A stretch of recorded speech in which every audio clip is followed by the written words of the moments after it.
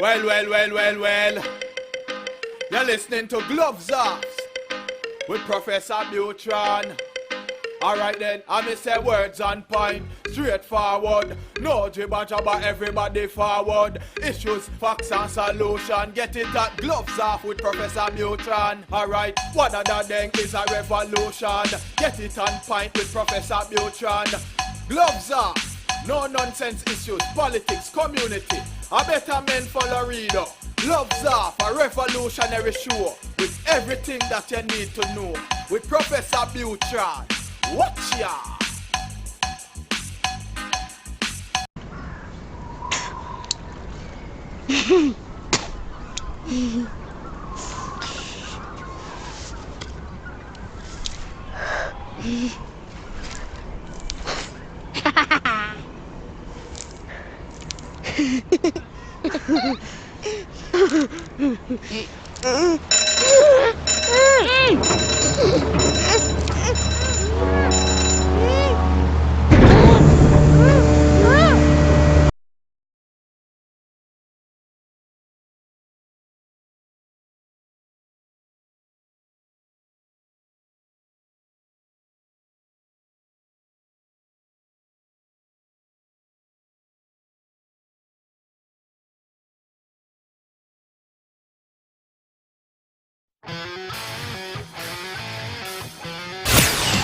Gloves Off is always on point. Bringing you the best on current issues, community affairs, and the happenings around us. This segment of Gloves Off is brought to you by the best, so pay them a visit. Check them out. This is Gloves Off.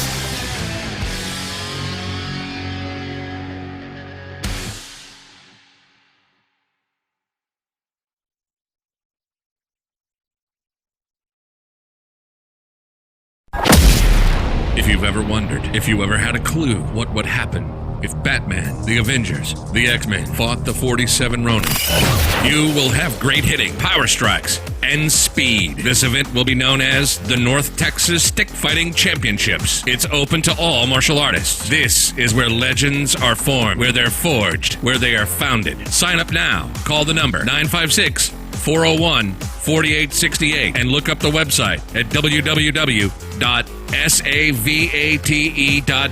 So remember, this is for serious martial artists. If you're not serious, sit back and whisper about the event. If not, we'll see you there.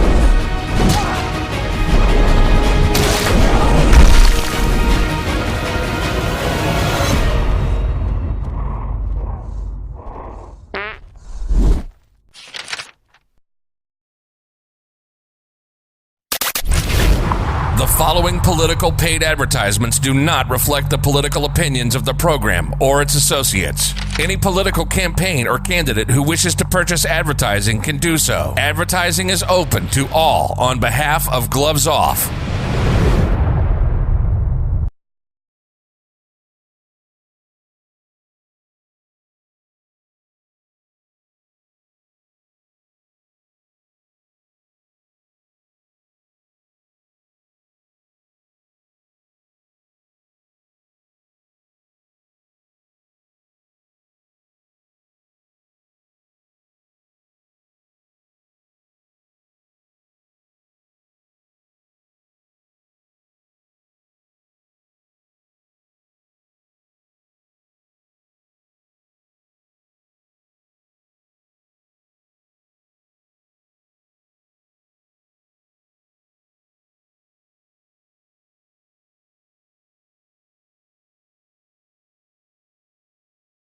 Catch and Gloves Off, and we have one of our pillars of our community Congressman Henry Cuellar. How are we doing today? I'm doing well. How are you? Doing great, doing Good. great. Excellent. It's good to see you. Yes, sir. Yes, sir. Congratulations, on the work that you've done, especially with the young ones. You have trained a lot of them, and as you know, we were at an event last week, and I really appreciate what you've done. Well, I want to thank you for that.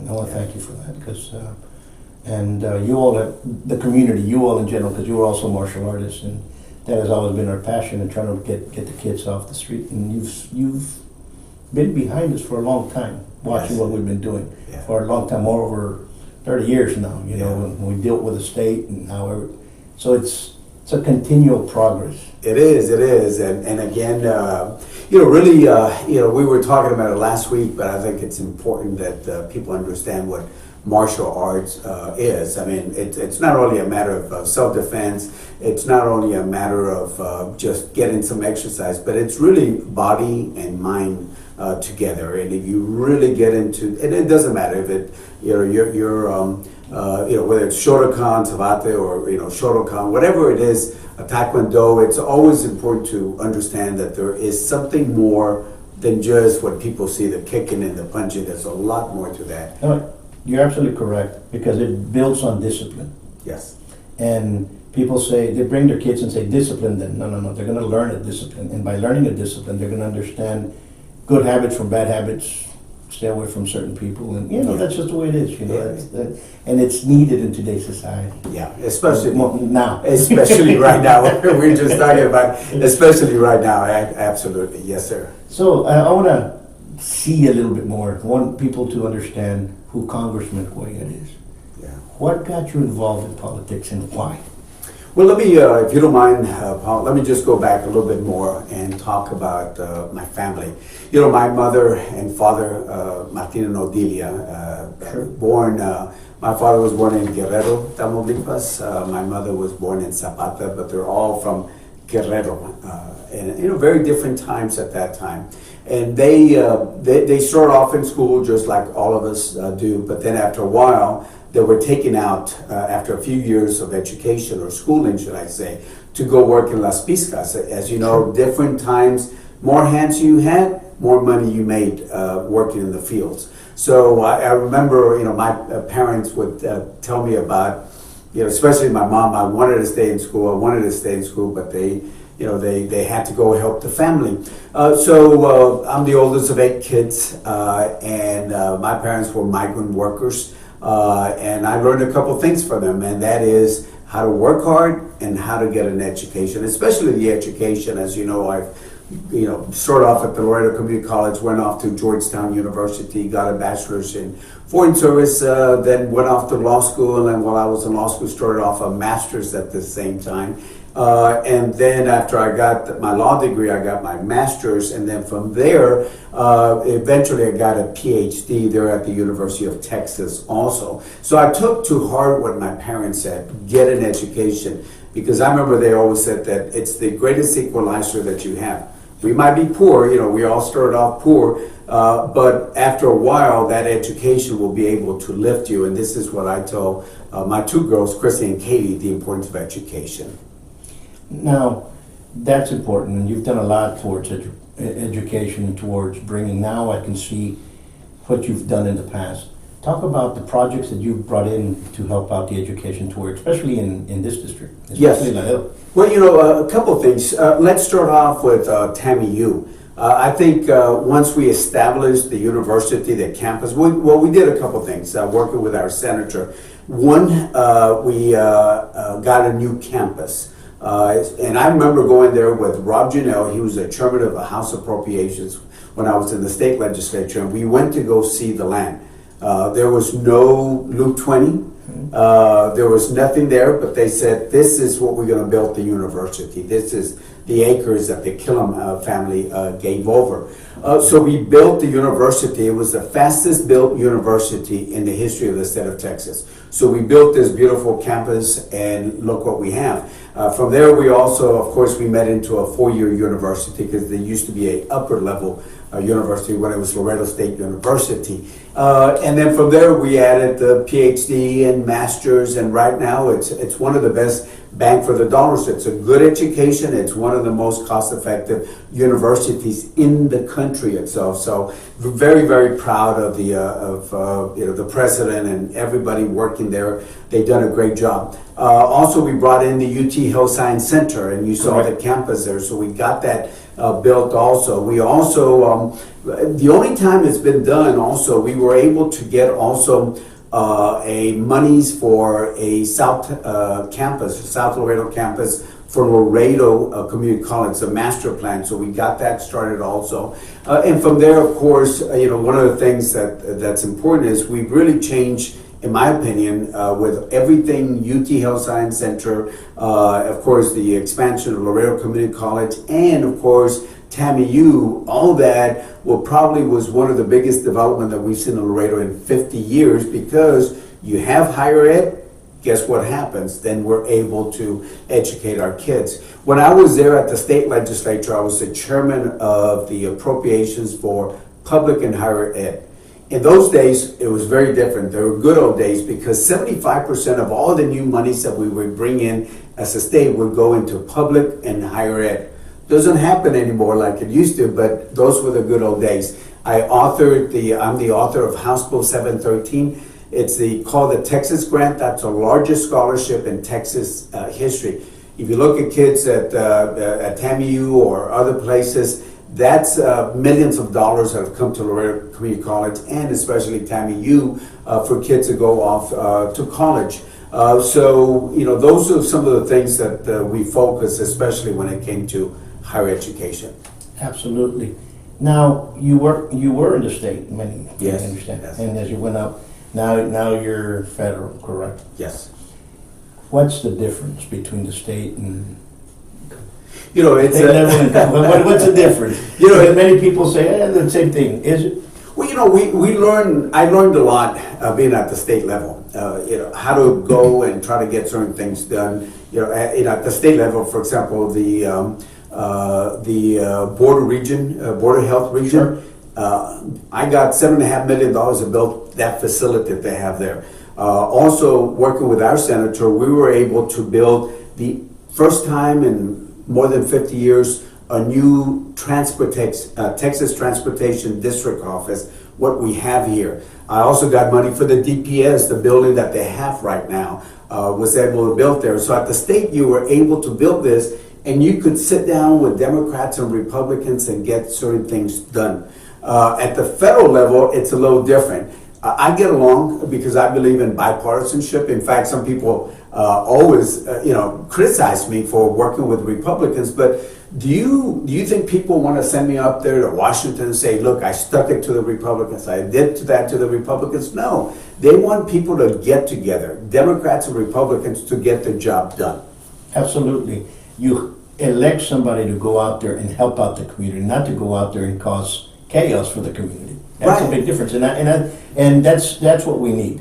We need individuals that are able to do that. Not that going to go out there and fight for something that is not even relevant. You have to fight for the community that you're in. Right. And what are you going to bring in for the community?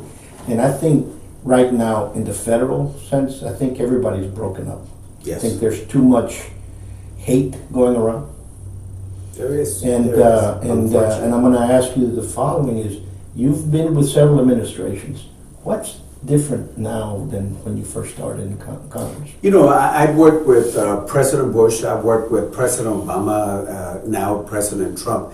To me, regardless who the administration is, as you said a few minutes ago, my job is to get the job done. And I've been able to, under different administrations, still get the job done. For example, Bridges 1 and 2 that we have right now, that was about $117 million that we started off under President Obama and finally got it constructed under President Trump. So those were monies that we're able to get under a Democratic and then finish it under a Republican administration. So different administrations work a little differently. I remember Bush was different because I knew him when he was governor. So, I call him a friend because I worked with him when he was a governor.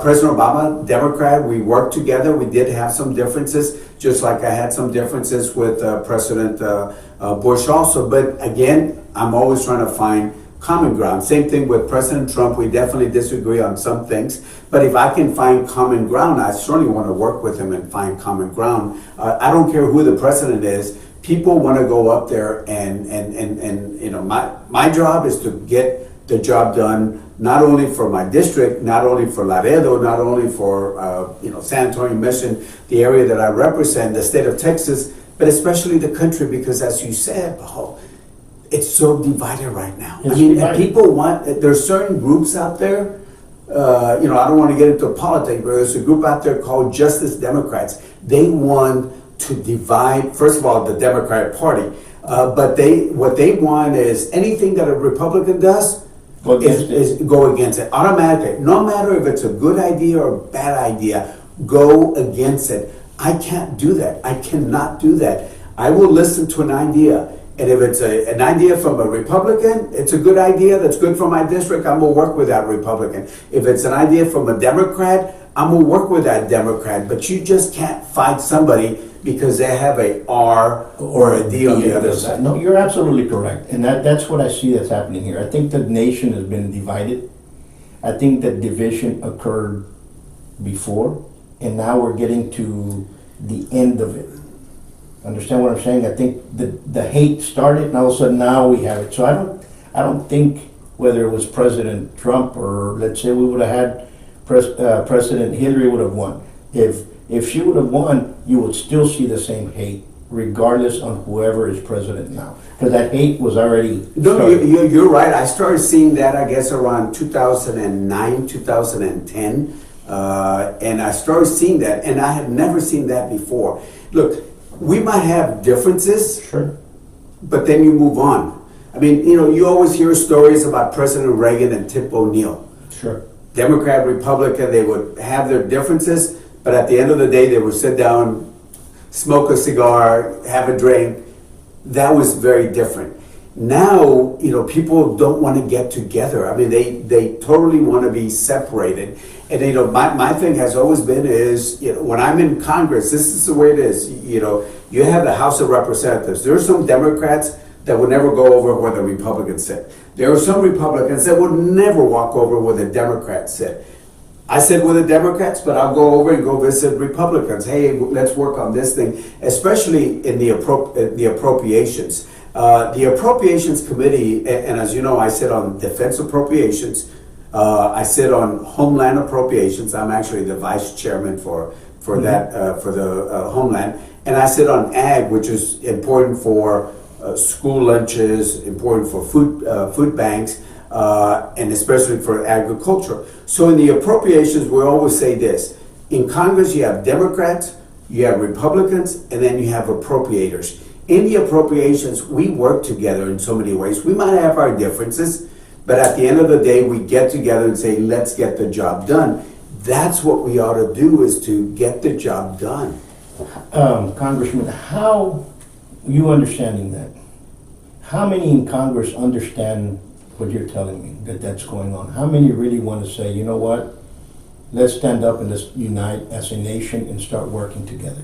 Is there a good crowd? You know, there's a good crowd, but at the same time, there are people that get elected, and I'm talking about both Democrats and Republicans, get elected, and they go and ask one question every time there's a vote. Hey, what does my party want me to do?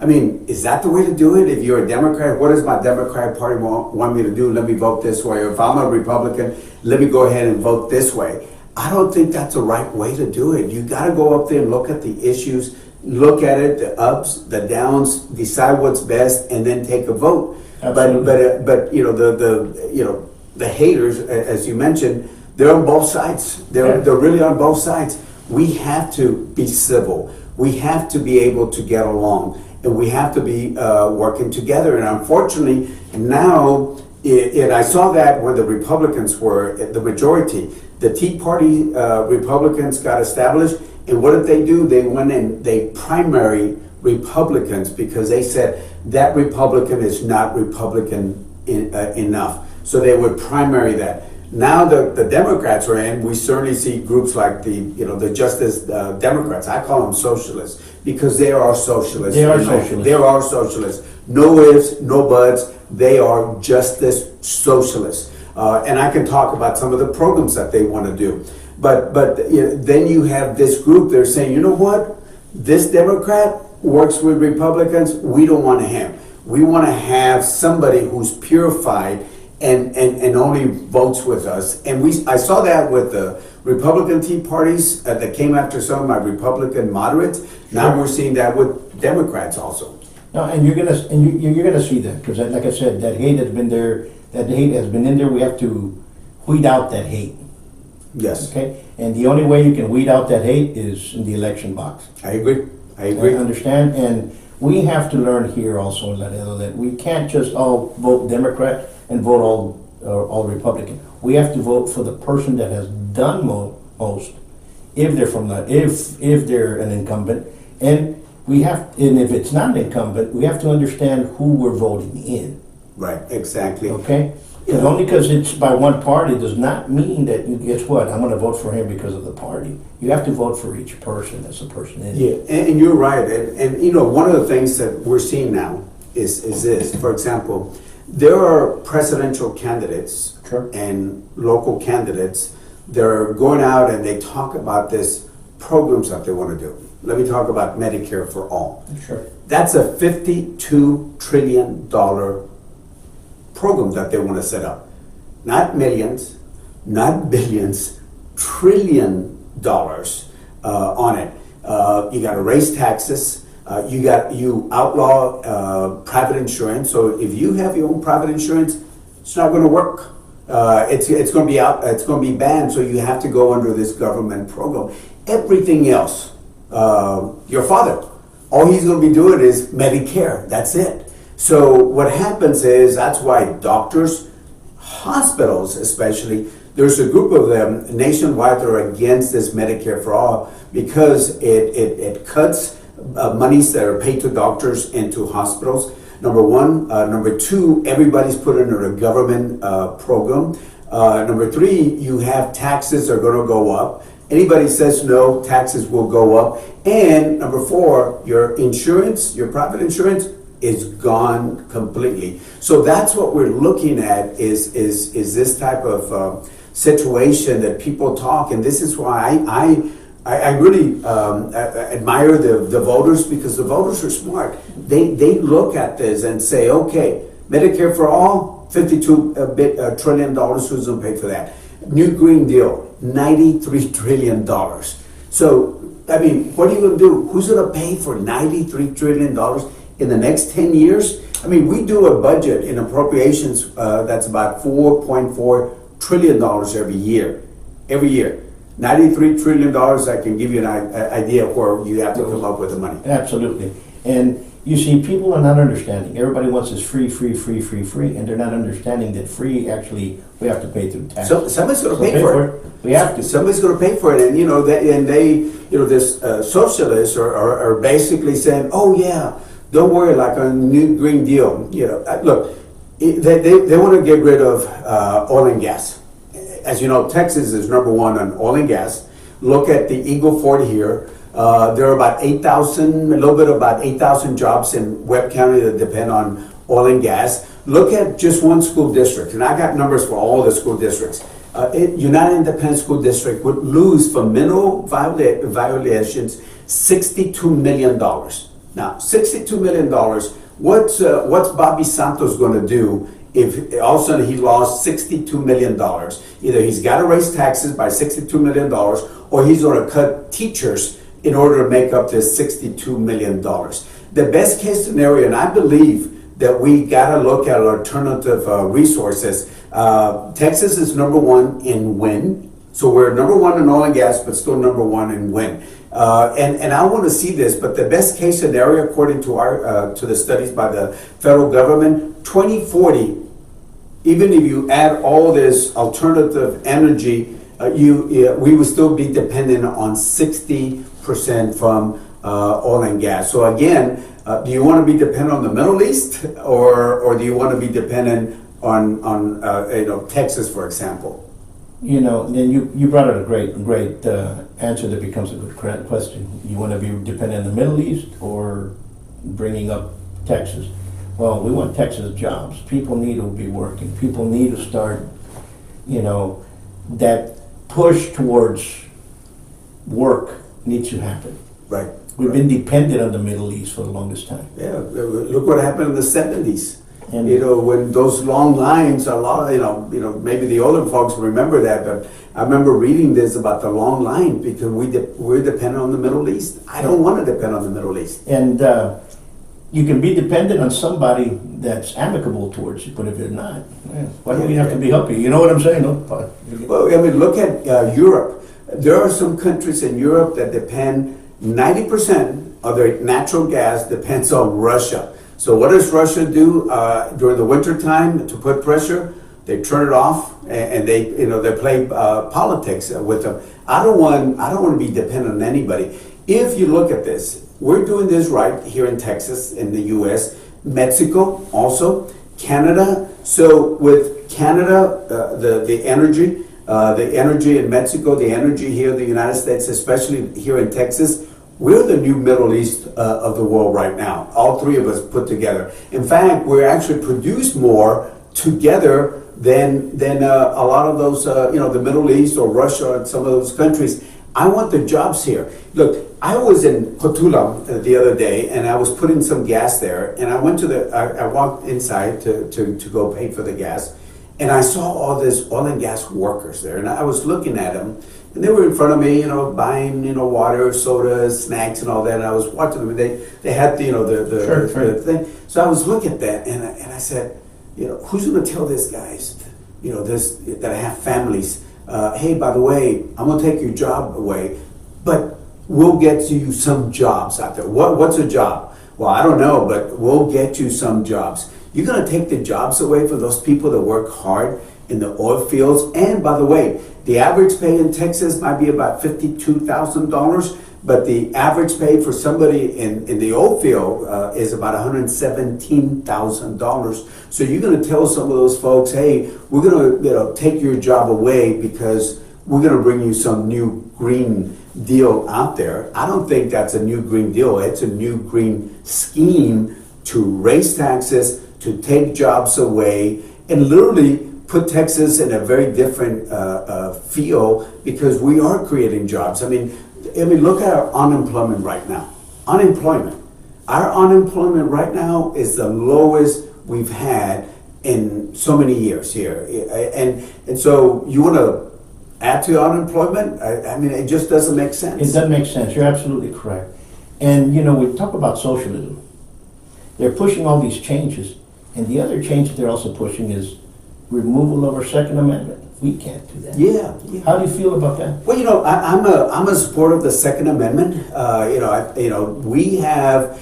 This is where I look at the Second Amendment. We have, several amendments in the Constitution.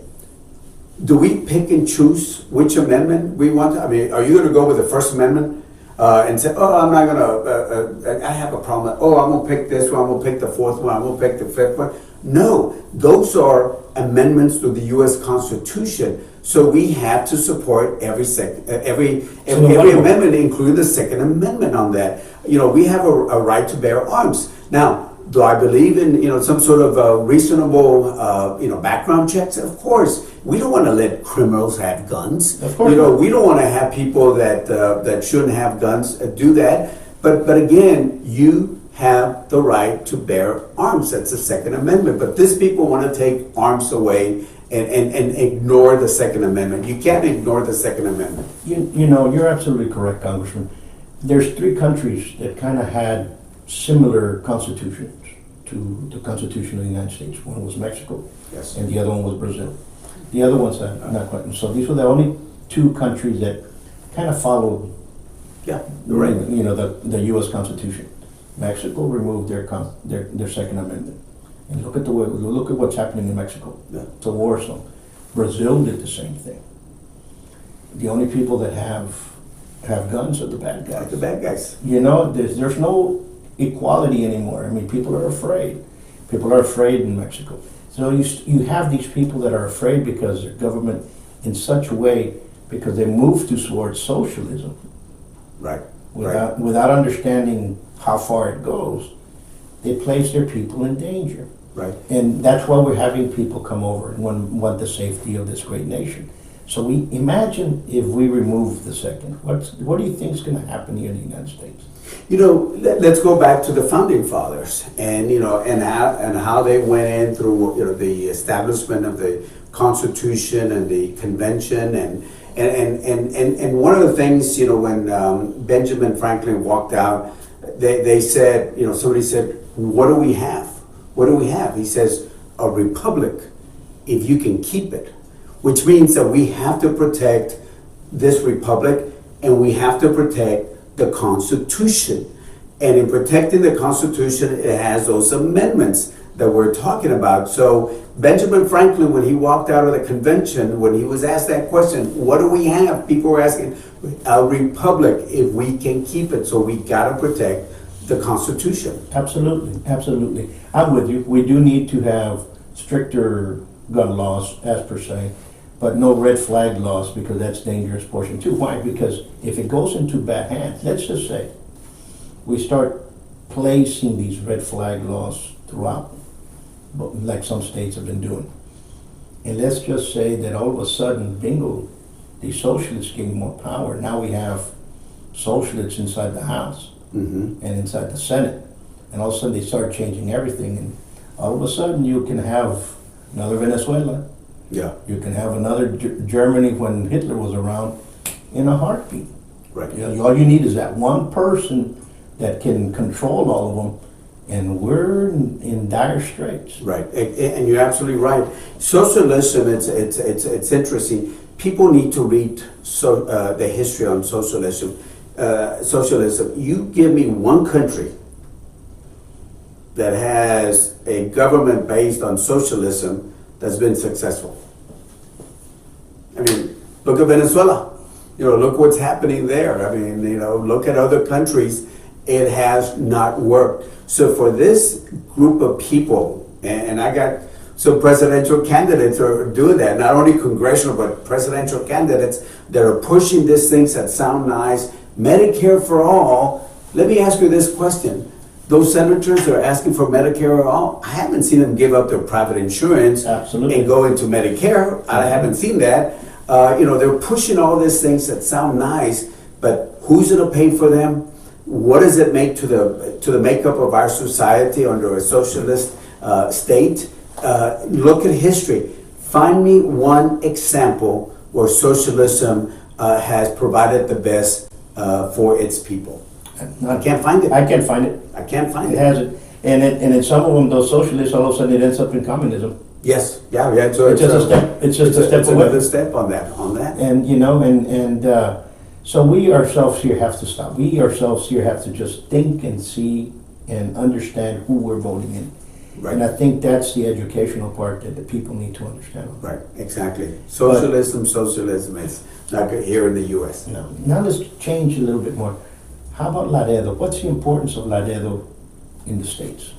Laredo, first of all, it's a family town. I mean, it's a place to raise families. It's a beautiful place. I mean, I was born here, and I still got my family. I go to D.C. and I fly back every single week because I want to be home. I don't live in D.C. I fly home every week. After law school, I didn't go to New York or I didn't go somewhere else. I came back after law school straight over here because I love Laredo. Laredo, it's interesting. It's a lot of people don't understand this, but it's a national significance to the country. We're the largest inland port when it comes to trade.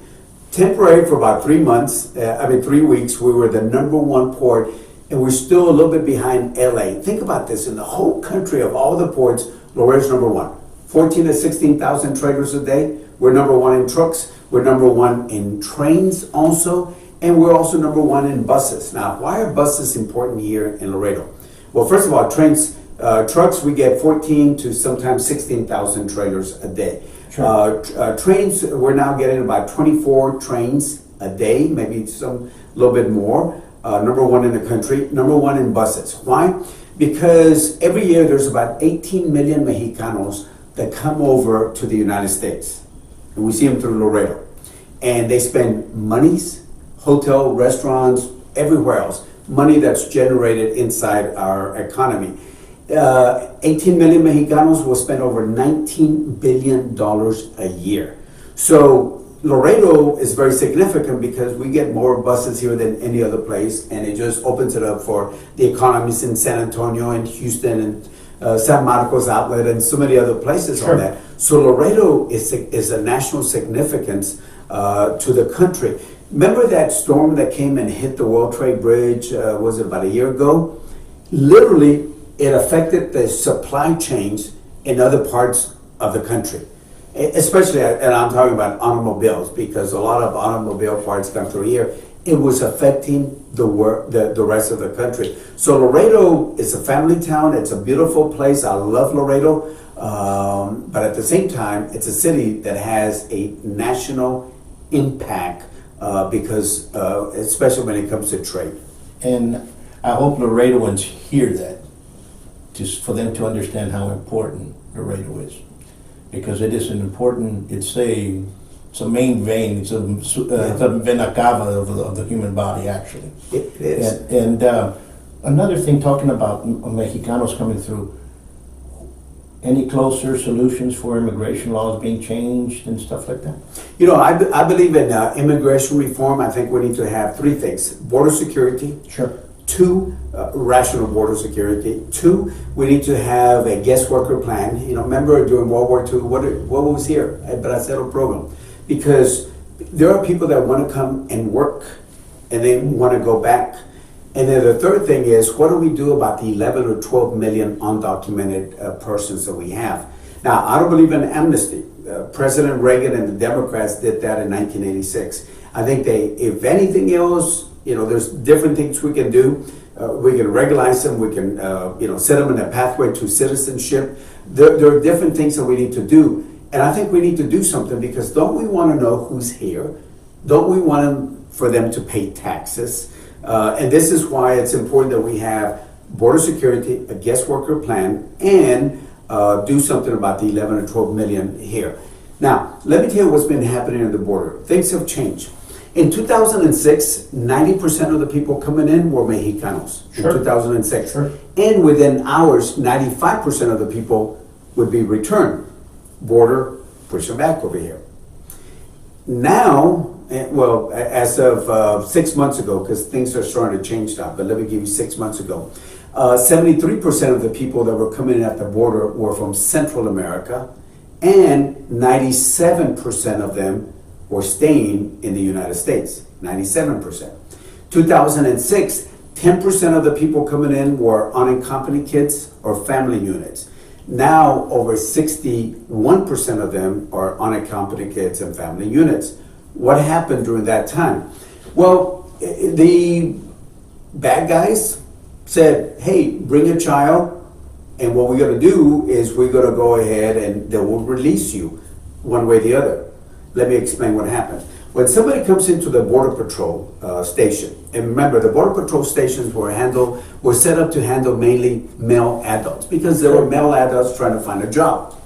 So they were coming in, they were set up to handle maybe hundreds of people, not thousands of people, not family units. So when they come into a Border Patrol, they're divided in 3 ways. 1, adults are kept separately, and especially if you have a criminal record, they put you in one of those private detentions that people talk about, because there's not enough spaces. And what are you going to do? Are you going to let out a murderer or rapist out there in the streets? Of course you're not going to do that. You're not going to do that. Second category are unaccompanied kids, kids that have no adults with them. They're separated and put over within 72 hours. They're put over to Health and Human Services, not ICE, not Homeland, Health and Human Services, and they're put in non-for-profit shelters. So when people talk about geo groups and all that, geo group only deals with adults. The unaccompanied kids are put for non-for-profit centers on that Health and Human Services, and then they're going to be, you know, united with a family. That third category, family units. Do you know what was happening with the family units before the FAP? They were taken over to the bus station. They were given a permiso, the notice to appear. they had to, then they didn't, they had to show up, but their court date will be 2 to 3 to 4 years before there was a court date. So if somebody in the South said, oh, we'll just bring a child because they're gonna, whether you're a man or woman, if you're a child, they're gonna give you a bus ticket, and guess what, in 72 hours, you can go anywhere in the United States and show up to court in 2, 3, 4 years. And by the way, 44% of people don't show up to court. And the ones that ask for asylum, and this is very important, according to immigration courts, 88%, if you have 100 people, what do you think 88% is going to happen to them? They're going to be rejected. Only 12% are going to be accepted under the asylum. So why are we letting 100% in when only 12% are going to be, seeing that? Now, the administration put the MPP on that. The only issue I had with that, you know what it was that the city had offered them, and I met with the city, we were up there, for $1 they would have got 18 months and got it portal. I don't know if you're familiar with that bill. It's a beautiful bill right at bridge number 1.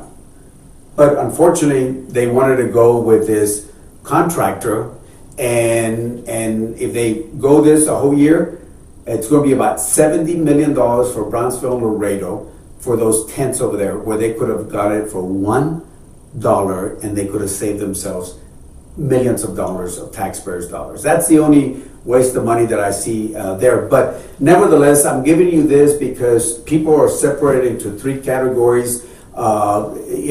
People coming across has changed. And by the way, Central Americans are coming in, right? But keep in mind that now we got people from Venezuela, Cuba, Africa, China, India, name the country, and they're starting to still come in. It's like a low UN of the people coming in because they were saying, all you have to do is bring a child and you can get in. The MPPs are slowing that down because out of the people that we have in Nuevo Laredo, guess what? The Central Americans are usually saying, you know what, ya me voy a regresar. The ones who are staying are the people from Venezuela, from Africa, from Cuba. The ones that travel longer are saying, I want to give it a shot and see what happens on that. But out of 100 people, 88% are going to be rejected. Can Mexico put their foot down and start rejecting people coming in from Africa and other places? They're starting to do that. And I've told the Mexicanos, look, it's a problem for the U.S., but it's going to be a problem for you because if we stop them at the border, they're going to stay there. They're going to stay there. So you're going to have people from name the country are going to be there. So they're starting to return some people, and I think the U.S. should help them. Return them because otherwise they're going to try to come in here. So it's to our best interest and Mexico's best interest. As I told the Mexicanos, it's not only Central Americans, but now you got people from all over the country, all over the world, should I say. They're coming in. So if you think it's our problem, it's going to become your problem pretty quickly. Leaving those problems aside, what do you foresee coming next? In D.C., just so we can conclude, there are 4 different tracks, if I can say this. One track is the impeachment inquiry that becomes public this week. That's one track. I'm not in those committees. I'm focusing on this other tracks. Track number 2 is the trade agreement. That one is very important to us. And I've been working on it. I feel very confident that we're going to get it done. That's track number 2 that I'm focusing on. Track number 3 is the appropriations. We need the appropriations. I don't want to see a shutdown. I do not want to see a shutdown. So that's what we're focusing in, and I hope we can sit down and work something out. Appropriators can work this out quickly, but as you know, there's other powers that are coming in. And then the 4th track is everything else. I mean, we got so many other things that we have to deal with. So those are the 4 different tracks that we're focusing. The impeachment inquiry, that's something I'm focused on. What can I do to produce for my area, for the state of Texas, and those are the tracks that I gave you. Absolutely. Well, It's March, no? Yes, Around yes. the corner? It's around the corner. You know, it's primaries coming up. I just ask people to just decide what candidate is best for them, who's produced, who works hard, who brings results. I don't have any of this, you know, lofty things about a new Green Deal, or I'm gonna take your insurance away, or I'm gonna take oil and gas away. You know, my thing is, people know my record. I think I produce here, focus on education, healthcare, and jobs. And that's what I'm focused on. And be bipartisan. It's important to be bipartisan and be civil. Get rid of this hate that we're seeing up there, this division that is not good for the country. Absolutely. Well, Congressman, the best of luck. Thank you so much. And we'll see you soon. Yes, sir. And we don't see you have great holidays. Yes. And hopefully everything in Washington kind of settles down. And I wish more heads like you are up there thinking, you know what, let's stop this. I wish more congressmen, more senators are up there and say, you know what, enough is enough. I agree. You're absolutely right. Okay? Yeah. Until next time. Thank you. Be For safe. Future of our country. You're right. Absolutely. Folks, it's very important for you all to get to know who is running and what their agendas are and what they've done. If it's an incumbent, look at their track record. Okay? Till next time, peace. Thank you.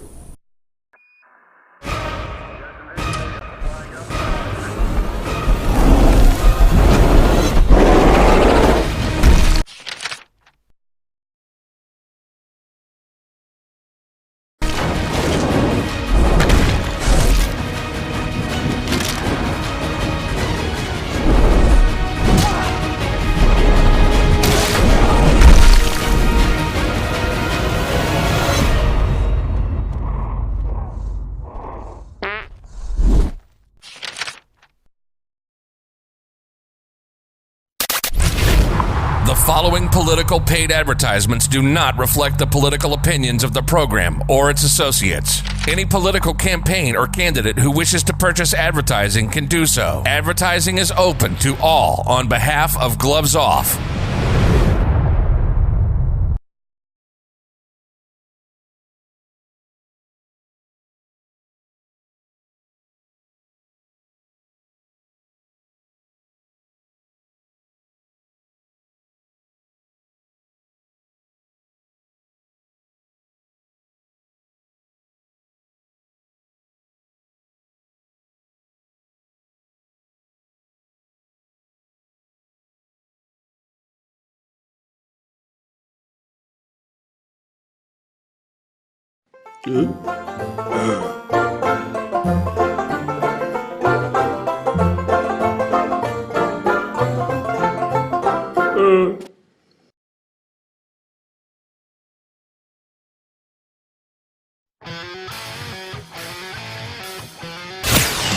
Gloves Off is always on point. On point. Bringing you the best on current issues, community affairs, and the happenings around us. This segment of Gloves Off is brought to you by the best, so pay them a visit. Check them out. This is Gloves Off.